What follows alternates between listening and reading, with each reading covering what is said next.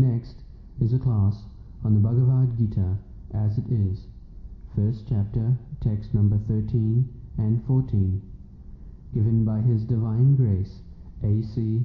Bhaktivedanta Swami Prabhupada, recorded on July 14th, 1973, in London, England. Translation.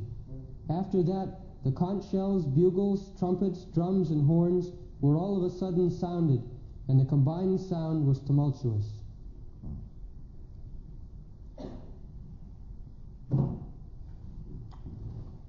So there are mention of various types of musical instruments. And those instruments are no longer in use. But different types of bugles, drums, kettle drums, as it is used in modern day. So the same principle by musical instruments the soldiers are kept alive, so and they can fight nicely.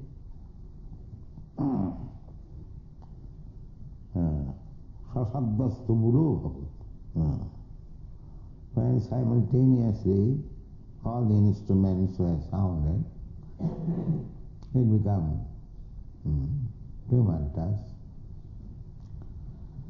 Next verse. Translation. On the other side, both Lord Krishna and Arjuna, stationed on a great chariot drawn by white horses, sounded their transcendental conch shells. So you have seen the picture. Krishna is driving 4 white horses.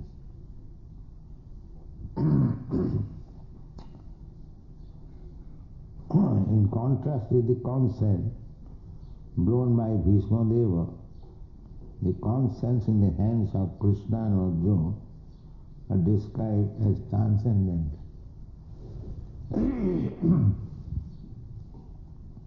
Krishna is transcendent. Narayana para abhaktya.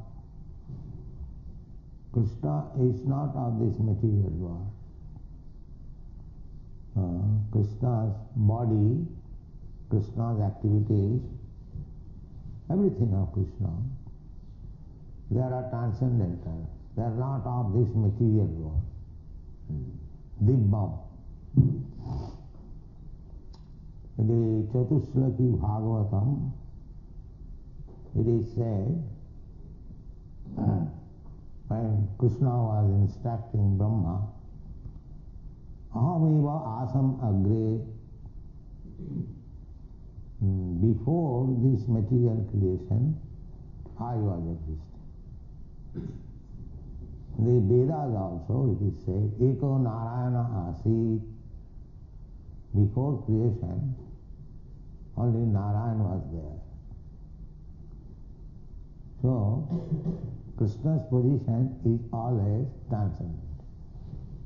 He is not any creation of this material world. But because he comes just like a human being and acts also just like human being, those who are less intelligent, avajananti, they think of Krishna as ordinary human being. Avajananti mang mudha. Mudha means asses or less intelligent class. They cannot understand Krishna's position. Krishna's position is always transcendent. When Arjuna inquired from him about his instruction to Sangha, Krishna said, Ivam vivassate yogam praktavan aham abhayam. This bhakti yoga of as mentioned in the Bhagavad Gītā. Bhagavad Gītā is Bhakti Yoga, to understand the Supreme Personality of God. So this literature is also transcendent. Bhakti is also transcendent. Bhakti is not any activities of this material world. Janma karma me dibbam. So bhakti is activity in relationship with Krishna. Therefore, it is not material. Sagunan samatittaitan brahma bhuyaya kalpati. Manchabhya vicharni bhakti yogina jati. Bhakti yoga is transcendental. And because Krishna is transcendental, you cannot understand Krishna by any material method. Therefore Krishna says, Bhaktyamam avijana. The method also is transcendental, not of this material. So, if we can understand simply these facts, that Krishna is transcendental, Krishna's name is transcendental, Krishna's form is transcendental, Satchidananda Vigraha, Ishara Parama Krishna, Satchidananda Vigraha. Krishna's body is Satchit Ananda. Not body like this. This body is Asat, Achit and Nirananda. Just the opposite. This material body is Asat. Asat means temporary. It will not exist. But Krishna's body is not like that. Krishna's body is eternal. That is Chit, Sat Chit, full of knowledge. So, less intelligent class of men, they cannot understand Krishna. Therefore, Shastra says, Atas Sri Krishna Namadi na bhave grayam indriya. This indriya, these material senses, cannot speculate to understand the Supreme Personality of God. That is not possible. Samayeva hi kevala. That is simply laboring, wasting time. Krishna should be understood as Krishna says. He can explain himself, nobody can explain. Because our senses are imperfect. We are deficient by 4 kinds of faults. We commit mistake, we are illusioned. With imperfect senses we try to speak transcendental knowledge, therefore cheating with imperfect. They will say, probably, maybe, this is the so-called scientist language. That means imperfect knowledge, still they want to teach. This is cheating. Knowledge must be perfect. Then you can teach others. So our process is to receive the perfect knowledge from the perfect source and receive it. We don't manufacture knowledge. Therefore we are presenting Bhagavad Gītā as it is. As it is. The Bhagavad Gītā is already perfect. Why shall I interpret with my imperfect senses? This is cheating. And people want to be cheated. Vanchita Vanchak Samprada. The whole world is full of cheaters and cheated. Because they want to be cheated. There are so many cheaters. They don't want real thing. Here is the real thing, Bhagavad Gītā. The Supreme Personality of Godhead speaking personally about himself. Why should we interpret? Does it mean that the Supreme Personality of Godhead, the Supreme Authority, left something unexplained to be interpreted later on by some rascals? No. But the rascals dare. They interpret. That is cheating. There is another part. There are 45 editions of Bhagavad Gītā. Simply cheating. Amongst them there are big scholars. Not scholars, or rascals. But they cheat. They pose themselves as scholars, and people want to be cheated, so they take their words. So they cannot understand Krishna. Cheated. They take the shelter of the cheaters, therefore they are cheated. So, the Maya is very strong. Maya always dictates so that we may be cheated. Why you are taking Krishna as the Supreme Personality of God? Don't take. He is ordinary man. You can be also equal with Krishna. You also become God. You become also incarnation. This is going on. And people flock there because they want to be cheated. What Krishna says, they will not accept. Krishna says, Sarva dharman parityajya mamekam saranam. Only take to Krishna consciousness. Sarva dharma.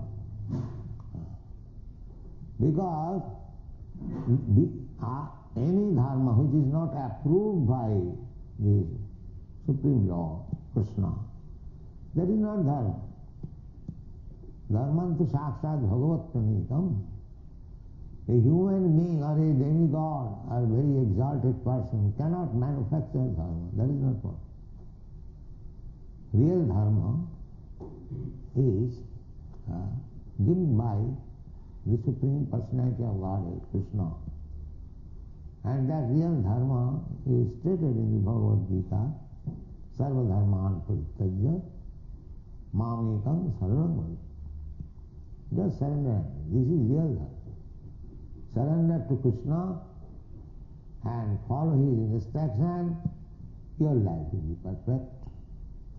Because you follow the perfect instruction, therefore you are also perfect.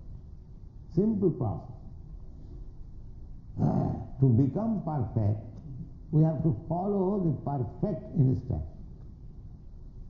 So in the Bhagavad Gītā, there is perfect instruction. And if we take it as it is and follow it, then we become perfect. To become perfect is not very difficult job. But because we don't want to become perfect, because we want to be cheated, we do not become perfect. This is difficult. So, we should know from the very beginning that Krishna is transcendent. And all his activities, they are all transcendent. Although Krishna appears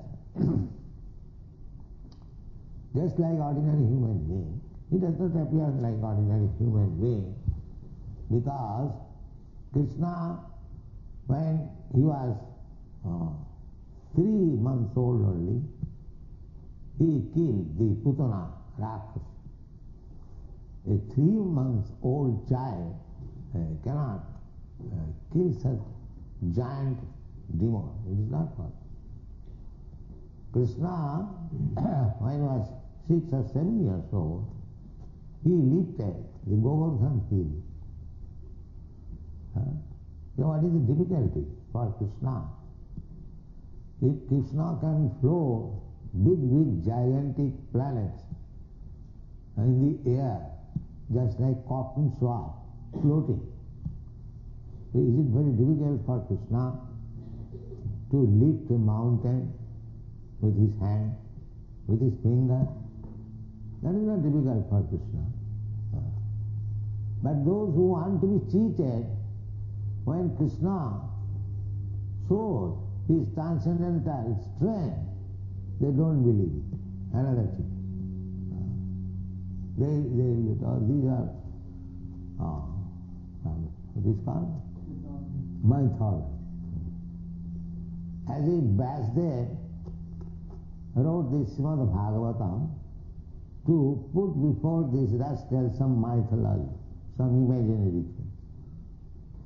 Just see how they want to be cheated. Such an exalted personality like Vasudev, who has given us the Vedic literature, he presented something which is imaginary. What business he has got? Therefore sometimes these cheated people, they deny to accept that Bhagavad is written by Sri Vasudev. But those who are actually acharyas, those who can guide us, like Shankaracharya, Ramanujarya, Madhyacharya, big Chaitanya Mahaprabhu, they do not say like that. That it is mythology, it is imaginary. They accept as it is. So we have to follow this Mahajana. Mahajana jena gatasya pantha dharmasya tattam nihitam vaya. We have to follow great personalities, acharyas. Acharyavan purusha veda. One who has taken shelter of acharya, bona fide spiritual master, he knows acharyavan purusha veda. Because he is receiving the right knowledge from the right source. Acharya, evam parampara pratam, imam rajasayo vidu. Acharya means by disciplic succession. As Krishna says, disciplic succession, all the acharyas will say the same thing. They will not change, they will not interpret. They can explain, but the original fact is not distorted. That is acharya. Acharya will never say that Krishna is material, Krishna, there was no such thing as Krishna, there was no such battle of Kurukshetra, these are imaginary. So, if we don't want to be cheated, then we should take Krishna as he is presenting himself and as it is confirmed by the Acharya. Then our knowledge is perfect. So here it is said, Setai hayai jukte mahasi sandhane sthito madhava pandavastraiva jibbau sankham upadadmatu. Krishna and his devotee Arjuna, they are on the same platform. Therefore, Madhava and Pandava, they blew their transcendental concert. This is not ordinary. The sounding of the transcendental concert indicated that there was no hope of victory for the other side. This is the sound. Dibbau, they are also sounding their concert, even Bhishma. But that cannot be compared with the concerts of Madhava and Pandava. Arjuna, associates, they are also equally powerful. Nobody can be associates of Krishna without being very, very much advanced. Just like fire can mix with fire. Similarly, water can mix with water. Similarly, unless one is transcendentally advanced, he cannot be associate of Krishna. The Narottam Das Thakur sings, Gaurangera sangi gane nitta siddha boli mane, Sejaya Brajanda Nandana pa. Gaurangera sangi gane, Sri Chaitanya Mahaprabhu, Krishna, and his associates, Sri Krishna Chaitanya Prabhu Nityananda Sri Advaita Gadadhar Sivasadi Gaur Bhakta, all the devotees. So Narottam Das Thakur says, so all these associates of Chaitanya Mahaprabhu should be known, they are also of the same category. Gaurangara sangi gane nitta siddha boliman. This word nitta siddha is significant. Nitta siddha and nitta baddha. There are two kinds of living entities. Nitta baddha means ever condition. Ever condition means those who are in this material world, they do not know when they came in touch with this material world, neither they do know when they will be liberated. They are called nitta baddha. Ever condition. And similarly, there are nitta siddhas. Nitta siddhas means they never come in contact with this material world, and even they come here for some business, they do not forget their position. That is nitta siddha. Try to understand, there are two kinds of living entities. Nitta siddha, nitta baddha. Nitta baddhas are within this material world. Beginning from Brahma down to a small ant, insignificant ant, there are all nitta baddhas. Anyone who is in this material world, nitta baddha. And nitta siddhas, they belong to the spiritual world. They never come in contact with this material world. And even they come for some business under the order of the Supreme Lord, they do not touch these material qualities. They remain always transcendental. As Krishna remains always transcendental, even though he is in this material world. Similarly, Krishna's nitta siddha associates, they are also transcendental. They never touch this material world. So, try to understand the position of Krishna. Krishna is Narayana Abbhakta, Para, transcendent, Para Abbhakta. That is Purushottam Yoga in the Bhagavad Gītā. Krishna has said, anyone who has understood me, Ajam, Abhayam, Ajam, I never take birth in this material world, neither I am deteriorated by material contact, he knows me perfectly. That is called Purushottam. Purusha Uttam.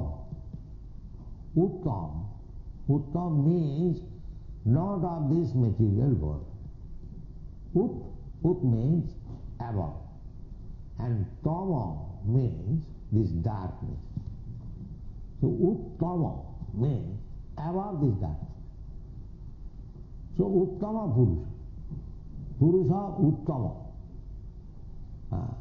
Purusha, we are also, Purusha means enjoyer.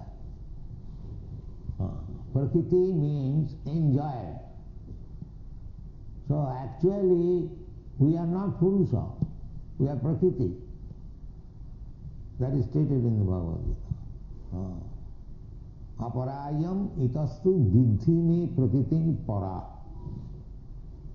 Jiva bhuta mahabhava jayedam dharyateya. Aparayam, these material elements, bhumi, rapana, vayu, earth, water, fire, air, sky, mind, intelligence, bhinnami, prakriti, astada. These are separated energies, material energies of Krishna.